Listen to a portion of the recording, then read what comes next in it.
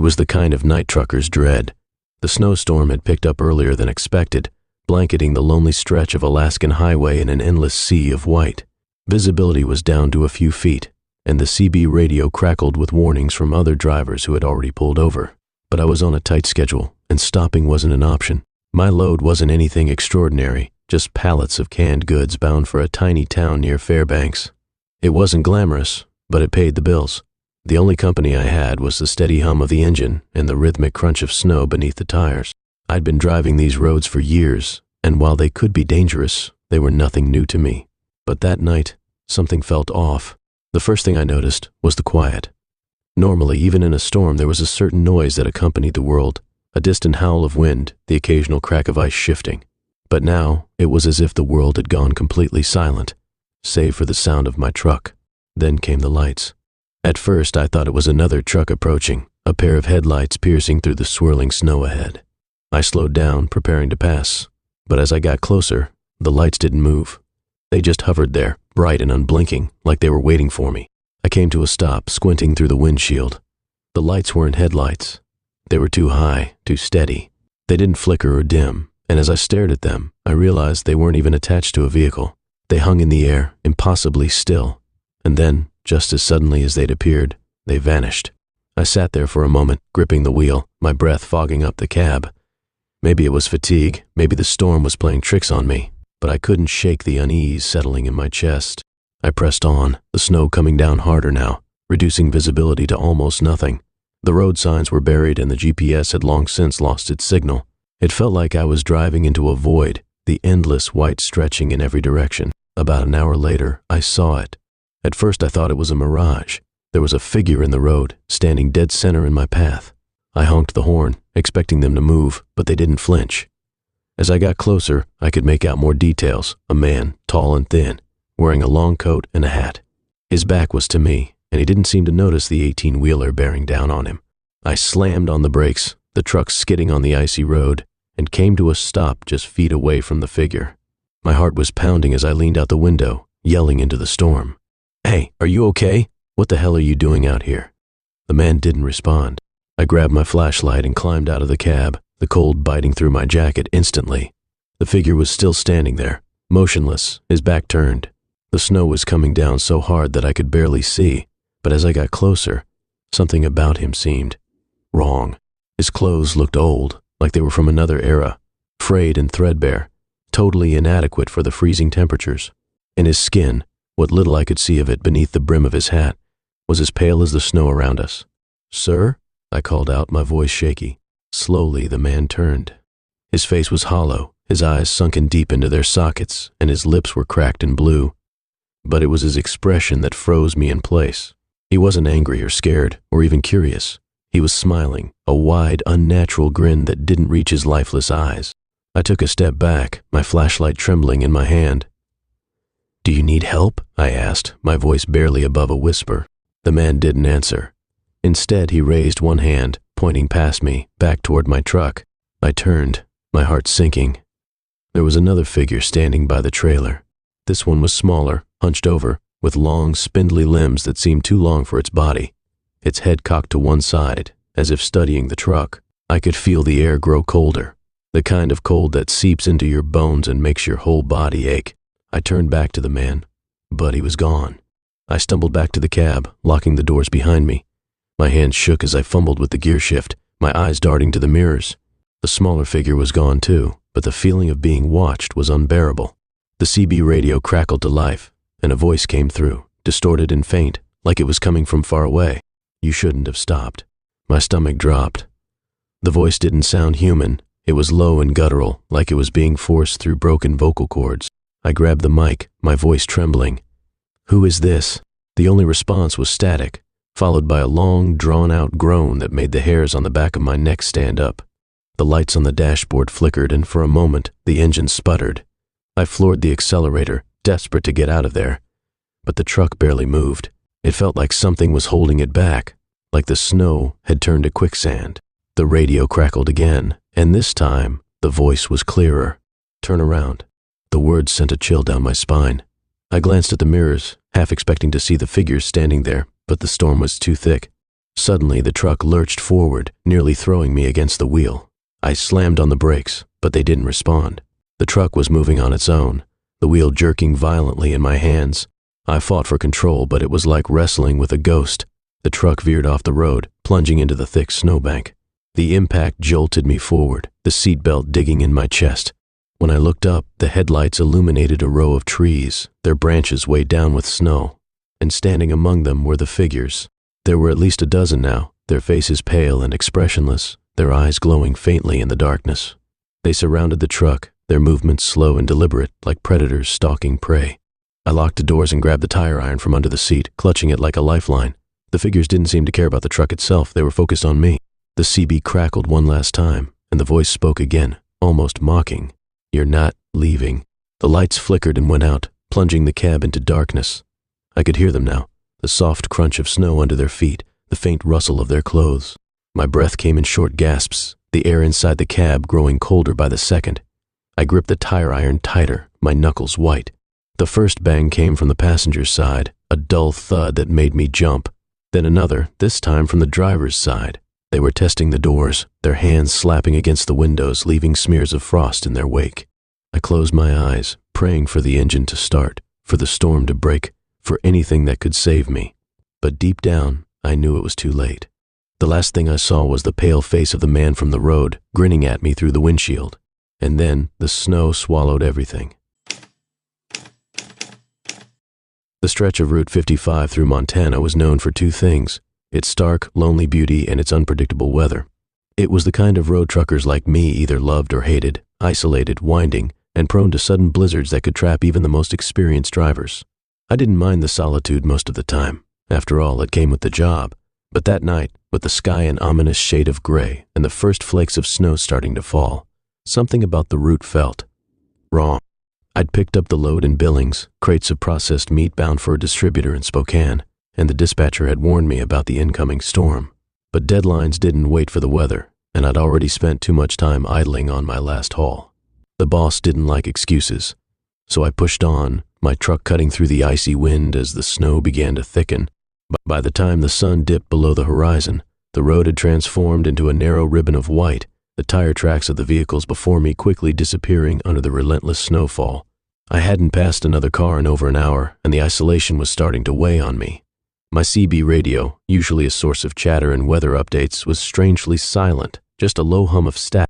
I was reaching for my thermos of coffee when I saw it, a figure standing on the shoulder, illuminated in my high beams. It was a man, bundled in a thick coat and hat, his gloved hand raised in a wave. His truck was parked just ahead, a big rig like mine, with its hazard lights flashing dimly through the storm. I slowed, debating whether to stop. The rules of the road were clear, truckers looked out for each other, but something about the way the man stood there, unmoving despite the biting wind, sent a shiver down my spine. I pulled over anyway. Rolling down my window, I leaned out, letting the icy air sting my face. "Hey there," I called. "You all right?" The man didn't respond immediately. He just stood there staring at me. Then slowly, he pointed toward his truck. His face was mostly hidden by his scarf, but his eyes, dark and intense, locked onto mine with an almost pleading expression. "My rig broke down," he said finally, his voice barely audible over the wind. "Can you give me a lift to the next stop?" I hesitated. The idea of sharing my cab with a stranger wasn't exactly appealing, especially on a night like this. But leaving him out here in the freezing cold didn't sit right either. "All right," I said, unlocking the passenger door. "Hop in." He climbed in without a word, shaking the snow from his coat. He was tall, with a lean build, and as he settled into the seat, I caught a faint whiff of something metallic, like blood. I frowned but didn't say anything. Maybe it was just my imagination. We drove in silence for a while, the only sound the rhythmic thump of the wipers against the windshield. The man stared straight ahead, his hands resting on his knees, his breath fogging the air. I tried to make small talk, but he wasn't much for conversation. His answers were short, almost robotic, and I quickly gave up. After about 20 minutes, he spoke. "You ever hear about the Devil's Pass?" he asked, his voice low. I glanced at him, surprised. "Can't say I have. Why?" He turned to look at me, his dark eyes glinting in the dim light of the dashboard. "It's this stretch of road out here. They say it's cursed. Truckers disappear. Sometimes their rigs are found weeks later, abandoned. Other times, nothing, just gone. I let out a nervous laugh. Sounds like one of those urban legends to keep rookies on their toes. The man didn't smile. Maybe. Or maybe it's real. You ever think about what might be out here in the middle of nowhere? Things we don't understand. I didn't respond. The way he said it so matter-of-factly sent a chill down my spine that had nothing to do with the storm. I focused on the road, trying to shake the unease creeping over me. That's when I noticed something strange. The snow wasn't sticking to the road anymore. The tires weren't crunching against the ice the way they had been earlier. Instead, the truck seemed to glide smoothly, almost too smoothly, as if the asphalt had been replaced by something unnatural. I glanced at the man, but he didn't seem to notice. His gaze was fixed on the windshield, his expression unreadable. My hands tightened on the wheel. "You sure this is the right way to the next stop?" I asked. He didn't answer immediately. When he finally spoke, his voice was barely above a whisper. "There's no turning back now." My heart skipped a beat. "What's that supposed to mean?" Before he could reply, the truck lurched violently, as if something had slammed into it from the side. I swerved, struggling to keep control, the tires skidding on the slick surface. The headlights flickered, and for a moment, I thought I saw something, a shadowy figure darting across the road too fast to be human. "What the hell was that?" I shouted, my voice shaking. The man didn't answer. He just sat there, staring straight ahead, his face pale and expressionless. The truck came to a stop, the engine idling unevenly. I sat there for a moment, my heart pounding, trying to process what had just happened. The snow was falling harder now, the wind howling like a living thing. I turned to the man, but he was gone. The passenger door was open, snow blowing in. I cursed under my breath, unbuckling my seatbelt and grabbing my flashlight. If he thought he could just bail without an explanation, he had another thing coming. Climbing out of the cab, I shielded my eyes from the wind and called out into the darkness. "Hey, where'd you go?" No response. I shone the flashlight around, its beam cutting through the swirling snow. There were no footprints, no sign that anyone had been there at all. My chest tightened as a wave of fear washed over me. And then I heard it, a low, guttural growl coming from somewhere behind the truck. It didn't sound like any animal I'd ever heard, deep and resonant, almost otherworldly. I froze, every instinct screaming at me to get back in the cab and drive. But curiosity got the better of me. I walked around the back of the truck, the flashlight trembling in my hand. The growling grew louder, more menacing, and I could feel the vibrations in the ground beneath my feet. As I rounded the corner, the beam of the flashlight landed on something that made my blood run cold. It was a figure, hunched and distorted, its skin pale and stretched tight over its bones. Its eyes glowed faintly in the light, and its mouth was filled with jagged teeth, bared in a grotesque snarl. It stood on all fours, its limbs unnaturally long, its movements jerky and insect-like. I stumbled back, my breath hitching in my throat. The thing let out a shriek, the sound piercing and inhuman, and lunged toward me. I turned and ran, slipping and sliding on the icy ground, my only thought to get back to the truck. I barely made it, slamming the door shut just as the creature slammed into the side of the cab. The truck rocked violently, and I could hear its claws scraping against the metal. My hands shook as I fumbled with the keys, finally managing to start the engine. The headlights illuminated the road ahead, and I saw them, more figures, dozens of them, emerging from the darkness. They moved in unison, their glowing eyes fixed on me, their twisted bodies silhouetted against the snow. I floored the accelerator, the truck roaring to life as I plowed through the horde. The creatures screeched and howled, their bodies thudding against the grill, but I didn't stop. I didn't dare. For hours, I drove without stopping, the adrenaline coursing through my veins the only thing keeping me going. The snow began to let up, the sky lightening with the first hints of dawn. By the time I reached a small truck stop on the outskirts of Spokane, I was exhausted, my hands aching from gripping the wheel so tightly. I stumbled into the diner, my clothes still damp from the snow, and collapsed into a booth. The waitress approached, her brow furrowed in concern. "You okay, Honorable?" she asked. I nodded weakly, not trusting myself to speak. She brought me a cup of coffee, and I sipped it slowly, the warmth soothing my frayed nerves. As I sat there, trying to make sense of what had happened, I noticed something on the counter, a newspaper, its headline catching my eye. "Mysterious disappearances on Route 55 continue," it read. Beneath it was a grainy photo of a truck, abandoned in the snow, its cab door hanging open. A chill ran down my spine. I paid for my coffee and left, but I couldn't shake the feeling that I hadn't escaped. Not really. Whatever those things were, they were still out there, waiting for their next victim. And I had a sinking feeling they wouldn't have to wait long. The storm hit just as I was approaching the outskirts of the small industrial town. Snow had been falling for hours, but the weather had gone from manageable to treacherous in a matter of minutes. By the time I reached the warehouse I was scheduled to deliver to, visibility was almost zero, and the icy wind whipped against the sides of my cab like a living thing. I pulled into the loading dock, grateful to have made it without jackknifing or worse. The lot was eerily quiet, the towering metal building looming out of the storm like a ghostly monolith. The lights around the dock flickered, struggling against the storm. A single figure stood near the entrance, bundled in a heavy coat and scarf, waving me in. I parked, turned off the engine, and climbed out into the freezing air. The man approached as I grabbed my clipboard, and I realized he wasn't wearing a scarf after all. It was just the shadow of his hood, pulled low over his face. "You're late," he said curtly. His voice was deep and raspy, with no hint of warmth. "Blame the storm," I replied, handing over my paperwork. "This loads for Bay 4. He nodded without looking at the papers. "Park by the side door. I'll let you in." I did as instructed, maneuvering my rig to the indicated spot. By the time I got out again, the man had disappeared into the building. I jogged to the side door, eager to get out of the wind. It creaked open just as I reached it, and the same hooded figure stood there, holding it ajar. "Unload it in here," he said, stepping aside. The interior was dimly lit, with long rows of shelves casting strange shadows. The air was cold and smelled faintly of metal and something else. Something sour. "Nice place," I muttered, mostly to myself. The man didn't respond. He just stood there, watching me with an intensity that made my skin crawl. "Hey, you got a forklift I can use? Or—" I trailed off as I realized he wasn't listening. His head was tilted slightly, as if he were straining to hear something far away. After a moment, he turned abruptly and walked deeper into the warehouse without a word. "Great," I muttered, grabbing my gloves. I decided to unload by hand. The sooner I was done, the sooner I could get back to the relative safety of my cab. It took longer than expected. The storm outside showed no signs of letting up, and the cold seemed to seep into my bones, even inside the warehouse. As I stacked the last crate onto a pallet, I heard a faint noise, like the distant echo of footsteps. "Hey," I called out, my voice bouncing off the metal walls. "All set here. Where do you want this?" No answer. I frowned, wiping the sweat from my brow. The sound of footsteps came again, louder this time, but from the opposite direction. I spun around, shining my flashlight down the dim aisle, but there was nothing there.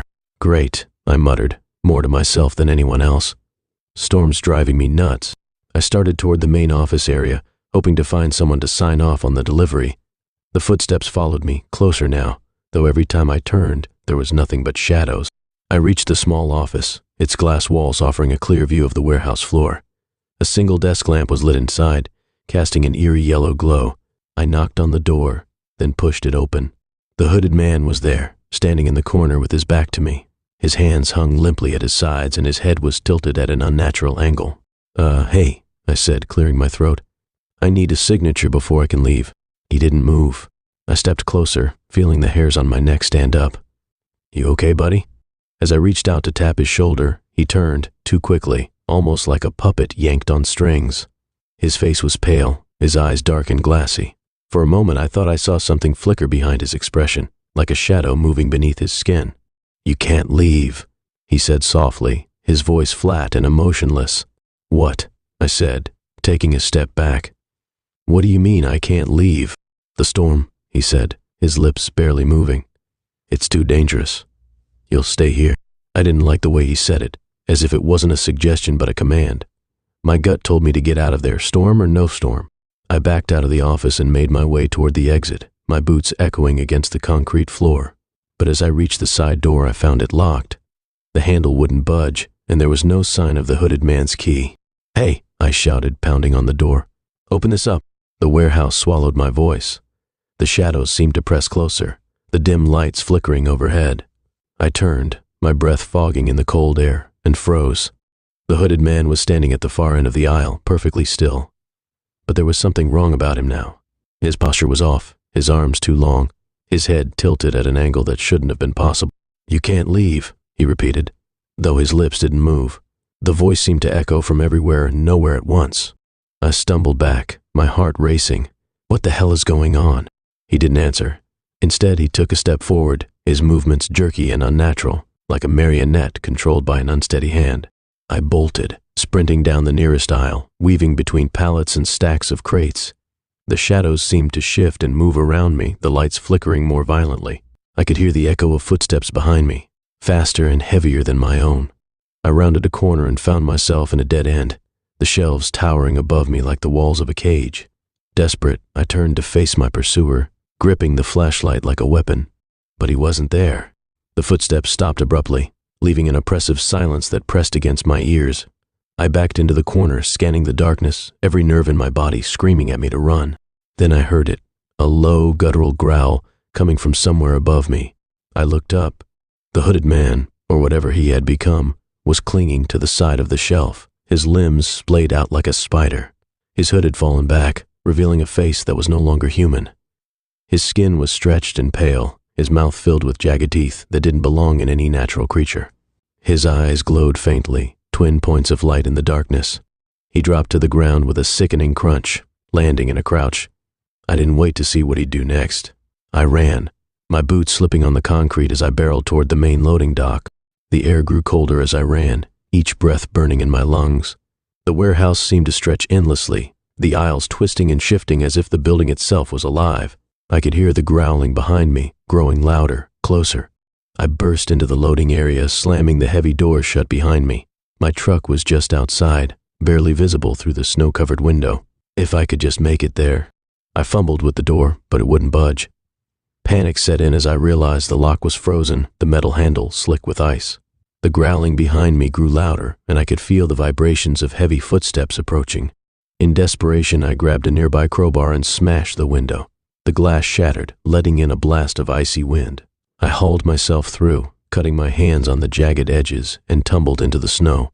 The storm was blinding, the wind howling like a living thing. I staggered toward my truck, slipping and sliding on the icy ground. As I reached the cab, I heard a piercing shriek, and the creature burst through the broken door, its twisted form silhouetted against the warehouse lights. I scrambled into the truck, slamming the door shut just as the creature reached it. Its claws raked against the metal, leaving deep gouges. I turned the key, praying the engine would start. It roared to life, and I didn't waste a second. Throwing the truck into gear, I floored the accelerator, the tires spinning before finding traction. The creature shrieked again, its glowing eyes burning into mine as I sped away. The storm swallowed the warehouse behind me, its lights disappearing into the blizzard. I didn't stop driving until I reached the next town, my hands trembling on the wheel. At the diner, I told the manager about the warehouse. He gave me a strange look and shook his head. "There hasn't been a working warehouse on that road in years," he said. "It burned down a decade ago. Lightning strike during a storm." I didn't say anything, but my blood ran cold. As I left the diner, I glanced back toward the road. The storm had passed, but the memory of those glowing eyes would haunt me forever. The highway at night is an endless, dark expanse, stretching into infinity under a canopy of stars that barely pierce through the veil of clouds. I had driven this stretch before, a desolate Wyoming road with no landmarks except the occasional gas station or diner that looked like it had been abandoned for decades. My name's Dale, and for the last 15 years I've been hauling freight across this country. I know every inch of I-80, every pothole, every sharp turn that's caught rookies off guard. But that night was different. I was carrying a full load of steel beams, bound for a construction site in Salt Lake City. The rig was heavy, and I could feel the strain every time I climbed a hill. It was well past midnight, and the road had been empty for hours. No other headlights, no taillights, just the endless black ribbon of asphalt unspooling in front of me. The CB radio crackled occasionally, but no one seemed to be chatting tonight. The first thing I noticed was the static. It started faint, barely a whisper under the low hum of my engine. I thought maybe I'd brushed the dial and tuned into a station out of range. I reached over to adjust it, but the static persisted. It wasn't coming from the radio. Then, faintly, I heard a voice. "Turn back." I froze. My hand hovered over the knob. The voice was low, almost a whisper, but it was clear. "Turn back now." I glanced at the CB mic, then at the empty highway ahead. My hands tightened on the wheel, and I told myself it was a prank, some bored trucker screwing around, but deep down, I didn't believe that. The voice came again, louder this time. "Turn back, Redtail." Hearing my handle sent a shiver through me. I hadn't used it over the air in hours. "Who the hell is this?" I grabbed the mic, my voice steady despite the unease twisting in my gut. The static surged, drowning out the voice, and then it was gone. The road stretched ahead, quiet and still. I pushed the strange encounter to the back of my mind and kept driving. Hours passed, and the monotony of the road started to wear on me. I was running on caffeine and nicotine, my eyelids heavy despite my best efforts to stay alert. That's when I saw the car. It was parked on the shoulder, its hazard lights blinking faintly. As I approached, I could see that it was an old sedan, maybe a late 82nd model, with rust creeping along its edges. The driver's door was open, but there was no sign of anyone around. I slowed down instinctively, my high beams illuminating the vehicle. Something about it felt wrong. I pulled over a few yards ahead and grabbed my flashlight. My boots crunched against the gravel shoulder as I approached the car. The wind howled, carrying a bitter chill that made me shiver. "Hello?" I called out, my voice swallowed by the vast emptiness around me. There was no response. I peered inside the car, the flashlight beams sweeping over the interior. The keys were still in the ignition, and a purse sat on the passenger seat. Its contents spilled out like someone had left in a hurry. I stepped back, uneasy.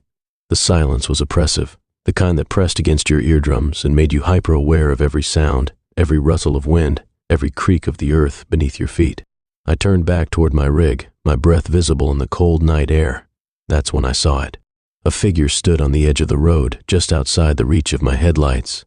It was tall and motionless, its features obscured by the shadows. My heart raced as I froze, gripping the flashlight tightly. "Hey," I called out. "You need help?" The figure didn't move. I took a step closer, but something stopped me. It was the eyes, two pinpricks of light that seemed to glow faintly in the darkness. The flashlight flickered, and for a split second, the figure seemed to dissolve into the night. When the beam steadied, it was gone. I bolted back to the truck, my pulse pounding in my ears. As I climbed into the cab and locked the doors, I told myself it was nothing, a trick of the light, my tired mind playing games, but I didn't believe that. The CB crackled again. "You shouldn't have stopped, Redtail." The voice was different this time, deeper, more guttural. My hands trembled as I gripped the mic. "Who the hell is this?" I demanded. No response, just static. I threw the mic down and slammed the truck into gear, determined to put as much distance as possible between me and whatever was happening back there. The miles blurred together as I drove, my eyes darting between the road and the mirrors. I couldn't shake the feeling that I was being watched. Then, in the distance, I saw the lights of a truck stop. Relief flooded through me as I pulled in, parking the rig near the back of the lot. The place was almost empty, just a couple of other trucks idling quietly. I climbed down and headed inside, the fluorescent lights of the diner a welcome reprieve from the darkness. The waitress behind the counter greeted me with a tired smile, and I ordered a coffee, needing something, anything, to steady my nerves. As I sat there staring into the steaming cup, I couldn't shake the feeling that something was off. The other patrons, the truckers hunched over their meals, didn't look up, didn't move. They sat frozen, their forks halfway to their mouths, their eyes unfocused. The waitress returned with a refill, her smile never faltering. "Long night, huh?" she said, her voice syrupy sweet. I nodded, my throat too dry to respond. "Be careful out there," she added, her tone dropping just enough to send a chill down my spine. I left the coffee untouched and hurried back to my rig, my boots echoing against the pavement. The wind had picked up again, howling through the empty lot. As I climbed into the cab, I noticed something on the windshield, a handprint, smeared across the glass. It was too large to be human. I slammed the door and locked it, my hands shaking as I started the engine. The truck roared to life, but the sense of safety it usually brought was gone. I pulled out of the lot and back onto the highway, my eyes darting to the mirrors every few seconds. The road ahead was empty, but the unease clung to me like a second skin. The CB crackled one last time. "You can't run from it, Redtail." My stomach twisted as I glanced at the rearview mirror. Something was in the trailer. It was faint, barely a shadow against the darkness, but it was there, moving. I gripped the wheel tightly, my breath coming in shallow gasps. I told myself to keep driving, to get as far away as possible, but my curiosity got the better of me.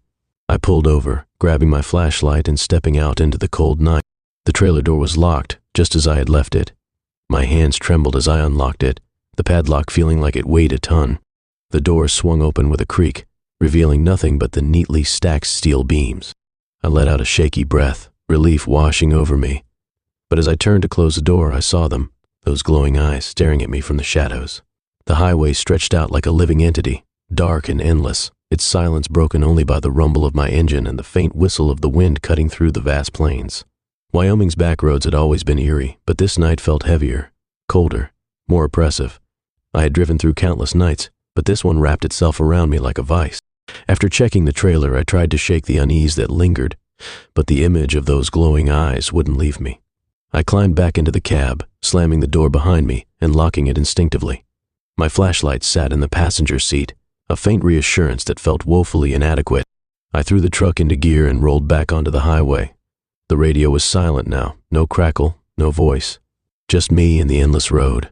But something felt off. The weight of the trailer seemed different, heavier somehow, like it was dragging me down. I convinced myself it was my imagination. The steel beams had been loaded properly, double-checked by the yard manager. There was no logical reason for the truck to feel different, yet every bump in the road seemed amplified, every turn a struggle. The first sign that something was truly wrong came an hour later. The odometer hadn't changed. I glanced at it out of habit, expecting to see the miles ticking away as usual, but it was stuck at the same number, 217,893. I tapped the glass, thinking it might be a malfunction, but nothing changed. "That's just great," I muttered under my breath. I reached for my phone to check my GPS, but it wouldn't turn on. The screen was black, refusing to respond. Panic bubbled up, but I shoved it down. I'd dealt with plenty of breakdowns before. This was no different. At least, that's what I told myself. The CB crackled again, the static louder this time, almost deafening. I jumped, my hand instinctively reaching for the mic, but I hesitated. Red tape. The voice was distorted, layered with what sounded like multiple others whispering in unison. "Keep driving." I didn't respond. My knuckles turned white as I gripped the wheel tighter, my heart pounding against my ribs. The voice came again, this time softer, more insidious. "Don't stop." The radio went silent, leaving a void that was somehow worse than the whispers. Hours passed, though it felt like an eternity. The road ahead looked the same, an unending strip of asphalt illuminated by my headlights. No signs, no exits, just a void stretching into the darkness. The monotony should have been comforting, but it wasn't. I saw the first figure around 3 a.m. It appeared on the side of the road, just a shadow at first, hunched over and swaying slightly. As I got closer, the headlights caught it, a man in tattered clothes, his face obscured by a hood. He stood motionless, his back to me, as if waiting for something. I slowed down, torn between the instinct to help and the overwhelming sense of dread clawing at my chest. "Hey!" I called out through the open window. "You all right?" The figure didn't move. Something about him felt wrong, like he didn't belong there. His posture was too rigid, too unnatural. I shook my head, deciding to keep going. But as I passed him, I caught a glimpse of his face in the mirror. It wasn't human. The skin was pale and stretched too tight, the eyes sunken and lifeless, like a doll's. My foot slammed on the gas, and the truck roared forward, leaving the figure behind. But he wasn't alone. Another appeared a mile later, then another. Each one stood by the roadside, motionless and silent. Their faces were the same, identical, inhuman. By the fifth or sixth figure, I stopped looking. The road twisted sharply, and I gripped the wheel, guiding the truck through the curve. My headlights caught something in the distance, a structure, faint but unmistakable. Relief washed over me at the thought of finally finding a sign of civilization. As I got closer, the structure came into focus. It was a gas station, its neon sign flickering weakly. The lot was empty, and the lights inside were dim, but it was something. I pulled in, cutting the engine and stepping out into the bitter night air. The gas station looked abandoned. The windows were smeared with grime, and the door hung slightly ajar, creaking in the wind. "Hello?" I called out, stepping cautiously inside. The air was stale, carrying the faint scent of rot. Shelves stood half empty, their contents coated in dust. A single light flickered above the counter, casting long, eerie shadows across the room. "Anyone here?" No response. I turned back toward the door, ready to leave, when I noticed something. The figures I'd seen on the road, they were outside, standing at the edge of the lot, just beyond the reach of the light. My heart thundered in my chest as I backed away, my eyes darting between them and the door. They didn't move, but their presence was suffocating, a wall of silent menace. I bolted out of the gas station, climbing into the cab and locking the doors. The figures remained motionless, their hollow eyes watching as I started the engine and pulled out of the lot. The hours that followed were a blur of terror and exhaustion. The road seemed to twist on itself, leading me in circles. Landmarks I thought I'd passed hours ago reappeared, mocking me. The trailer groaned behind me, its weight shifting unnaturally. Every so often, I'd catch movement in the mirrors, a shadow darting between the beams or a flash of those glowing eyes. I stopped looking after a while. At some point, the highway ended. I didn't realize it at first. The pavement simply gave way to gravel, then dirt. The truck struggled, its tires kicking up clouds of dust. The headlights illuminated a dense wall of trees ahead, their gnarled branches reaching out like skeletal hands. I should have turned around. Every instinct screamed at me to turn back, but something pulled me forward, a compulsion I couldn't explain. The forest swallowed the truck, the trees closing in around me. The CB crackled again, the static louder than ever. "You've made it," the voice said, low and guttural. I didn't respond. My hands shook as I gripped the wheel, my eyes darting between the road and the mirrors. The voice came again, softer this time. "It's time to unload." The trailer door banged violently, the sound reverberating through the cab. I slammed on the brakes, the truck skidding to a stop. I climbed out, the cold air biting at my skin as I approached the back of the trailer. The door hung open, swinging gently in the wind. Inside, the steel beams were gone. In their place stood the figures, their lifeless eyes glowing faintly in the darkness. The highway stretched endlessly before me, a barren, snow-covered path disappearing into the darkness. I had been driving for hours, and the storm that had been brewing since the early evening had fully unleashed its fury. The snowflakes danced like ghosts in my headlights, thick and unrelenting, reducing visibility to almost nothing. I tightened my grip on the wheel, feeling the tension creeping up my spine. Out here in the middle of nowhere, the isolation had a weight to it, pressing down harder with every passing mile. My name is Tom, and I've been a trucker for 15 years. I've driven through all kinds of conditions, rain, heat waves, black ice, but this storm felt different. Something about the silence outside the cab, the eerie stillness in the air felt wrong. The occasional howl of the wind through the cracks in my trailer only amplified the unease that had been building all night.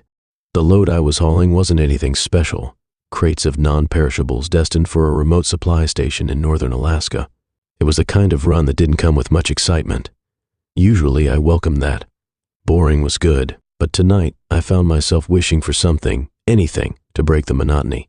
The endless storm, the hypnotic rhythm of the wipers, the unchanging scenery. It was all starting to mess with my head. I glanced at the dashboard. 1:13 a.m., still hours to go before I could even think about stopping. The next rest area wasn't until Fairbanks, and given the state of the roads, I'd be lucky to make it there by sunrise. I sighed and adjusted in my seat, flicking on the radio to drown out the oppressive silence. Static. Great.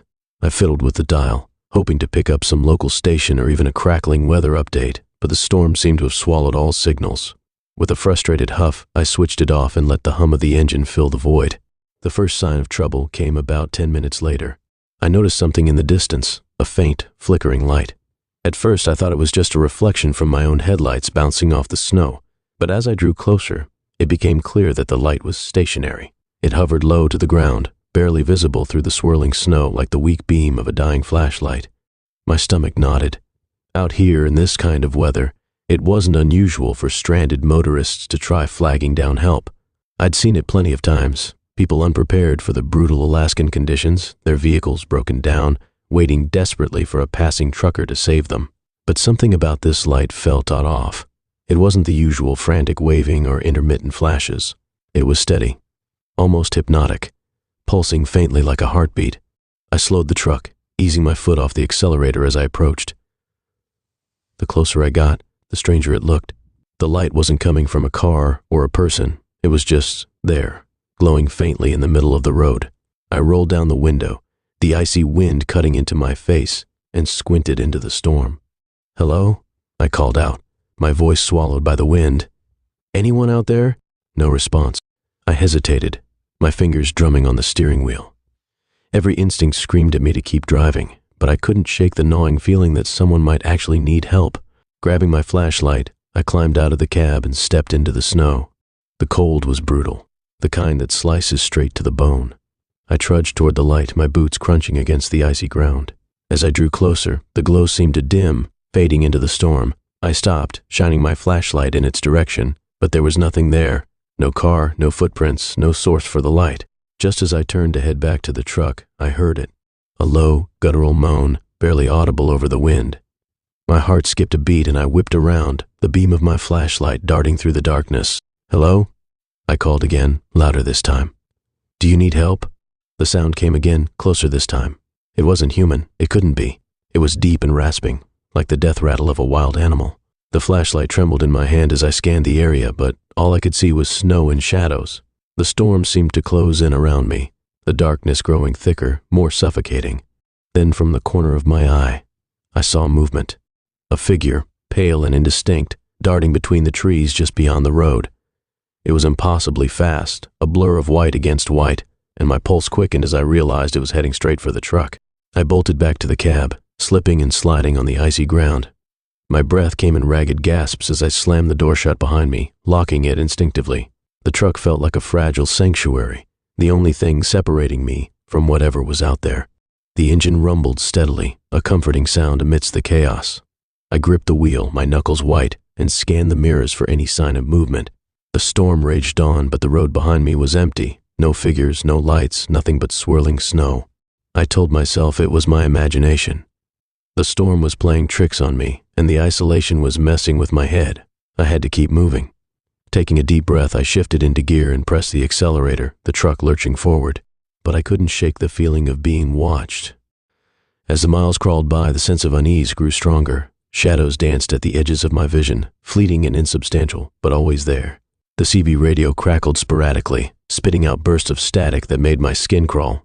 Once I thought I heard a voice, a faint whispering murmur, but it was gone before I could make sense of it. And then, the banging started.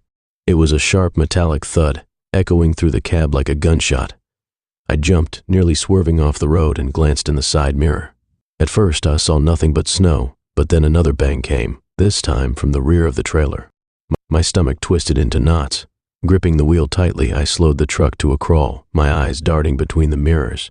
The banging continued, rhythmic and deliberate, like someone, or something, was trying to get in. I pulled to the side of the road, the tires skidding slightly on the ice, and killed the engine. For a moment, everything was silent except for the wind. I grabbed the tire iron from under the seat and climbed out, my breath fogging the air as I made my way to the back of the trailer. The snow whipped around me, reducing visibility to almost nothing. My flashlight flickered weakly as I reached the rear doors, the banging now replaced by a low scraping sound. I hesitated, my hand hovering over the latch, every nerve in my body screaming at me to get back in the cab and drive.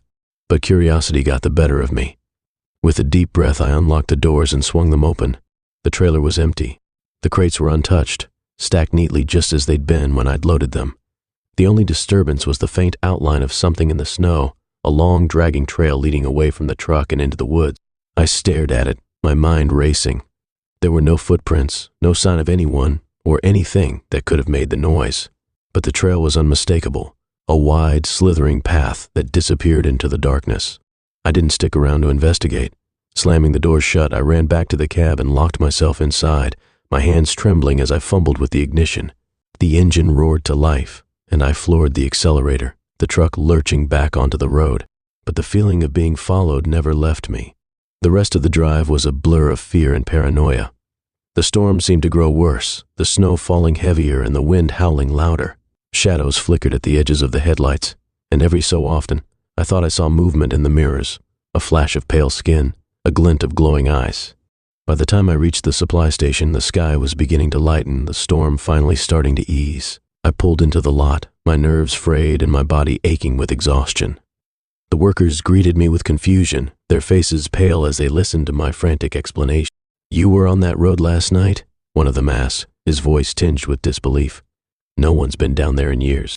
"What do you mean?" I demanded. "It's the main route, there's nothing wrong with it." He shook his head, his expression grim. "That stretch of highway was shut down after a bad accident years ago. A trucker lost control in a storm, went off the road, and didn't make it. They say his spirit still haunts the area, looking for a way home." I felt the blood drain from my face as his words sank in. The banging, the lights, the figures in the snow, they all came rushing back, clearer and more terrifying than ever. I never drove that route again.